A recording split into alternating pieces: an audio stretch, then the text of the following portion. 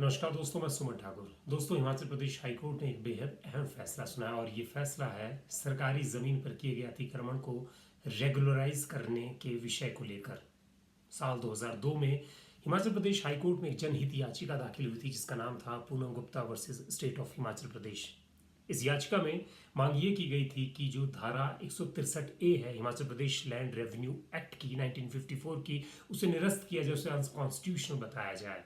धारा 163A हिमाचल प्रदेश सरकार को ये पावर देती थी कि वो किसी भी एनक्रोच लैंड को रेगुलराइज कर सके। इसीलिए इस धारा को हिमाचल प्रदेश हाईकोर्ट में चुनौती मिलती है और आज 23 साल बाद हाईकोर्ट ने निर्णय दिया है कि धारा 163A संविधान की फंडामेंटल फंडामेंटल राइट्स के खिलाफ है। धारा अनुच्छेद 14 के खिलाफ है। अनुच्छेद 14 ये कहता है कि देश के नागरिकों में समानता का अधिकार मिलना चाहिए, इक्वालिटी अमंग इक्वल्स की बात करता है, इक्वल अपॉर्चुनिटी बिफोर लॉ की बात करता है।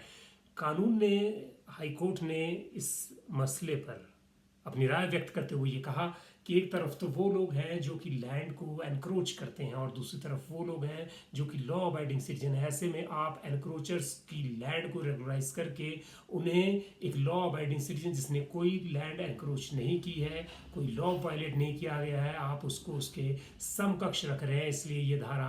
इसलिए यह अनुच्छेद 14 का उल्लंघन है। ये धारा समानता की जो मूल अवधारणा है भारतीय संविधान की, उसके खिलाफ है। हालांकि सरकार की तरफ से तर्क ये दिया गया कि ये जो धारा इनकॉर्पोरेट, ये सेक्शन इनकॉर्पोरेट किया गया था, इसके पीछे जो हिमाचल प्रदेश का मार्जिनल फार्मर है या लैंडलेस फार्मर है, लैंडलेस रेजिडेंट है, उसको अकोमोडेट करने के लिए ये किया गया। लेकिन दोस्तों, आपको बता दूं, हाईकोर्ट का ये ओपिनियन था कि इस धारा के तहत कई उन लोगों ने भी, रसूखदार लोगों ने भी सरकारी ज़मीन पर कब्जा किया है जिनके पास already abundance of land available थी, इसलिए इस धारा का मिसयूज हुआ है। वहीं दोस्तों, इस धारा को लेकर एक और मुद्दा जो सामने आया वो ये था कि साल 2017 में सरकार एक मसौदा तैयार करके लाई थी जिसमें कहा गया था कि सरकार विचार कर रही है एनक्रोच लैंड को रेगुलराइज करने की, और सरकार ने उसके लिए इस प्रदेश के लोगों से हलफनामा मांगा था कि वो एनक्रोच लैंड को लेकर एक्सेप्ट करें और हम उनको रेगुलराइज करने की प्रक्रिया शुरू करेंगे। ऐसा एक मसौदा तैयार किया गया था। कोर्ट ने जब इस बारे में पूछा तो महाधिवक्ता हिमाचल सरकार ने अपनी स्थिति स्पष्ट करते हुए कहा कि हमारा ऐसा कोई भी भविष्य में इरादा नहीं और सरकार किसी भी तरह की एनक्रोच लैंड को रेगुलराइज करने के लिए कोई नीति नियम भविष्य में नहीं लाने जा रही है। दोस्तों, मैं आपको बता दूं कि ये इतना बड़ा मुद्दा था कि करीब 60,000 के करीब केसेस पेंडिंग हैं आज की तारीख में हिमाचल प्रदेश के अलग अलग डिस्ट्रिक्ट कोर्ट्स में, इसके अलावा रेवेन्यू कोर्ट्स में जो एनक्रोचमेंट से जुड़े हुए हैं, और करीब 25,000 एकड़ लैंड जो है वो एनक्रोच है। तो आप you can observe, imagine that on such a massive scale than the government land is being encroached. Court ने ये भी संज्ञान लिया और कहा कि जो लैंड एनक्रोच हो रही है ये लैंड पब्लिक लैंड है। आप किसी एक इंडिविजुअल को एक लैंड का टुकड़ा देकर आप जो कॉमन प्रॉपर्टी होती है स्टेट की, क्योंकि ये जो रिसोर्सेज हैं हमारे पहाड़, नदियां, जल, जंगल, ज़मीन, it does not belong to a single person by way of encroachment. He can not become the owner of that particular property. ये प्रॉपर्टी हम सब की है और state should act as a custodian of this property. State should not have any right to grant this particular property to someone.